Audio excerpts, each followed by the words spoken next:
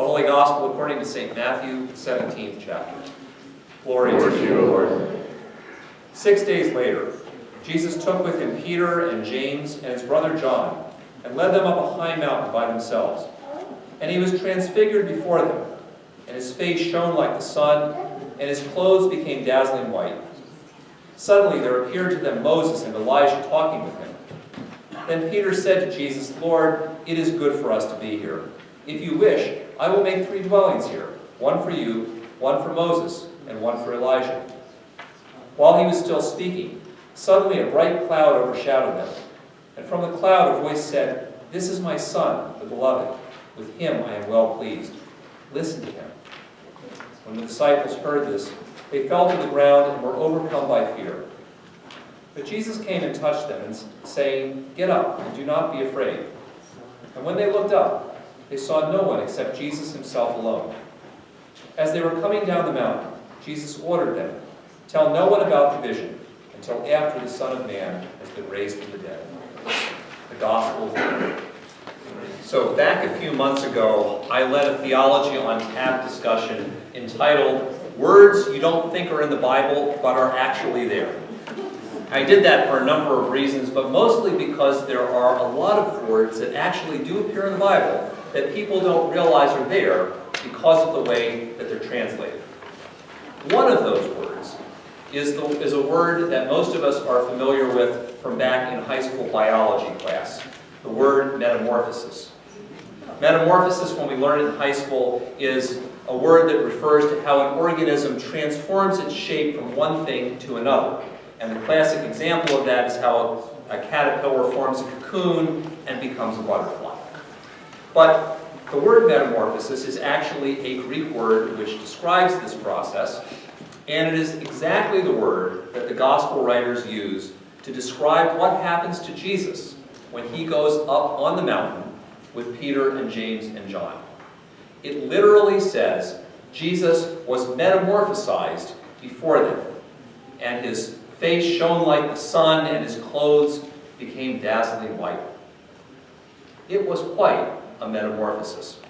They had never seen anything like this before, and probably never saw anything like it again. In fact, it's something that probably made a huge impression on them because it is one of the few incidents in the life of Jesus that is recounted outside of the Gospels. The writings out in the New Testament outside of the Gospels really don't speak a whole lot of what Jesus said and did apart from his death and resurrection.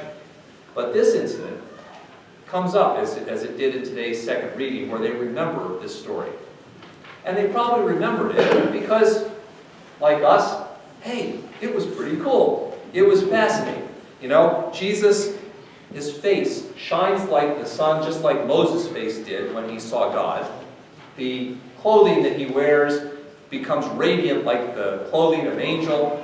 And of course, there is this voice from heaven that says, "This is my Son, listen to him." But you know, the voice isn't for Jesus. And for that matter, the metamorphosis isn't for Jesus either. Jesus knows who he is. Jesus knows whose he is. Jesus needs neither the show nor the voice. It's the disciples who actually need all of those things. And that's because the real point of this story is really not the metamorphosis or the transformation of Jesus. It's about how this is the beginning of the transformation of the disciples. The transformation of the disciples into people who really can appreciate the presence of God in their lives and share the light of Jesus with others in the world. But that metamorphosis, it doesn't take place all at once. It doesn't just happen there on the mountaintop and it's done. It happens gradually over the course of a journey that the disciples take with Jesus. This mountaintop experience, and this is why we often refer to experiences like mountaintop experiences from stories like this, this mountaintop experience is just the beginning of a journey. Really the most important journey, because this is the beginning of the journey that Jesus will take with his disciples as they come down the mountain. They head to Jerusalem. They head to the cross. they head to the empty tomb. And that's not just a boring walk. That's a transformative journey in which Jesus will teach them, show them new things, help them to experience more fully the presence of God that they're going to really see through his own death and resurrection. This story is the beginning of that transformation. And so we read this story every year on the Sunday before Lent. One of my other theology on tap discussions was stories around of Epiphany. The Epiphany season always ends with this story, because Lent, which begins for us in a few days, is our journey with Jesus each year as we follow Jesus to the cross and to the empty tomb.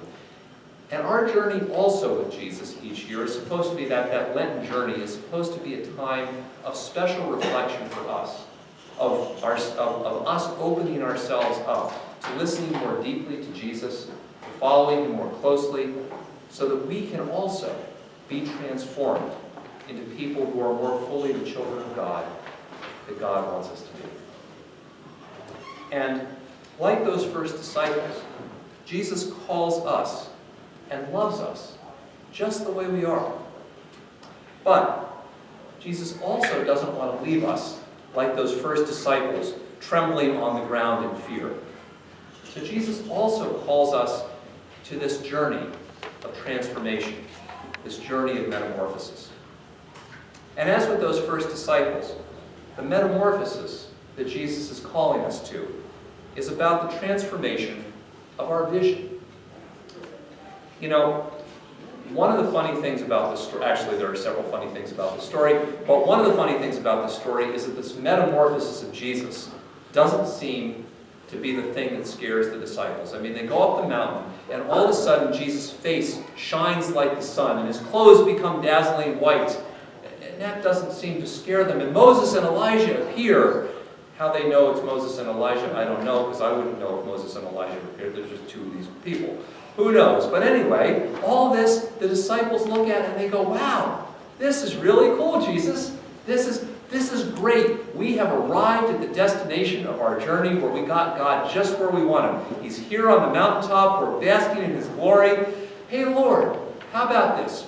How about I make 3 booths, one for you and one for Moses and one for Elijah, and we will just sit here and enjoy the glory of God. Our vision of being people of God is just to sit here and go, Jesus will have none of this. Jesus will have none of this because they are not at the end of their journey. They are at the beginning of their journey. This is the first step on the road, not the last step. And that's why Jesus will not let them just sit there and bask in the glory. And so this story is an important reminder for us too. Whenever we think that somehow or other we've got God all figured out, we've got God just where we want God, and that somehow or other I have really arrived spiritually, it's just where I'm comfortable being. That Jesus is also calling each one of us to transform our vision, to call us to look to the next thing, to the next step, to the next place where God may want us to be, and the next thing God wants us to see, and the next way that God may want us to grow, to be children of God. Transformation is what Jesus' journey is about.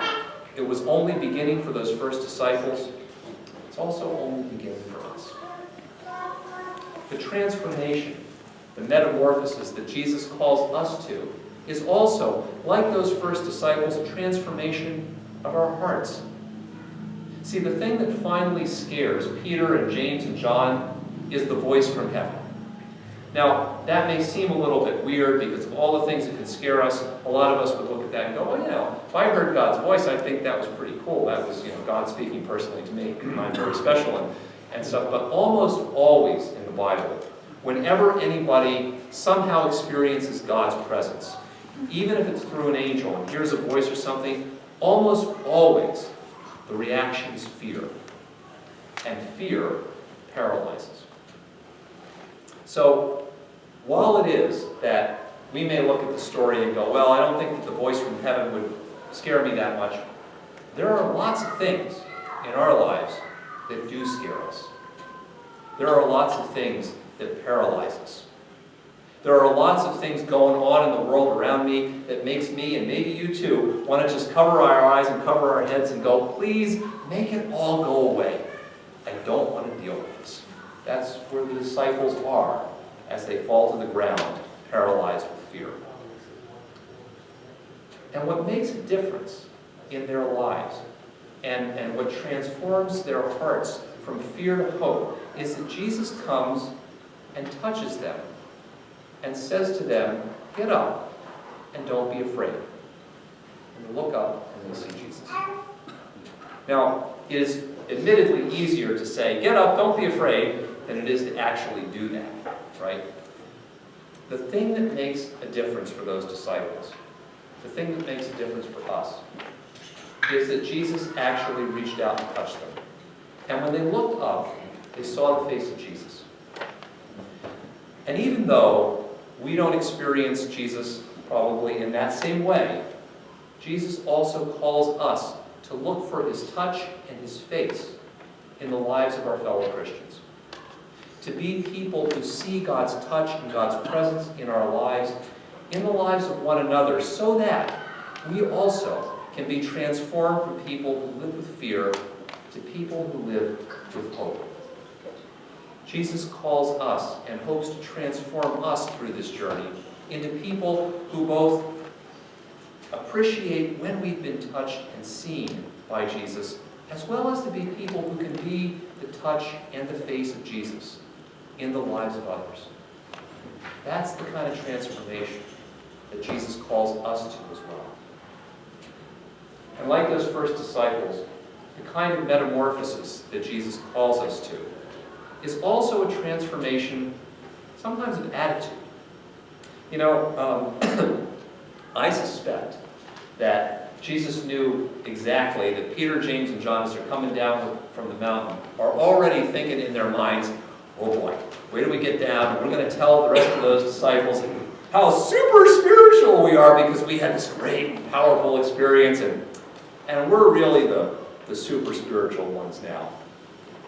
And so Jesus preempts that by saying, you say nothing about this until after the Son of Man has been raised from the dead.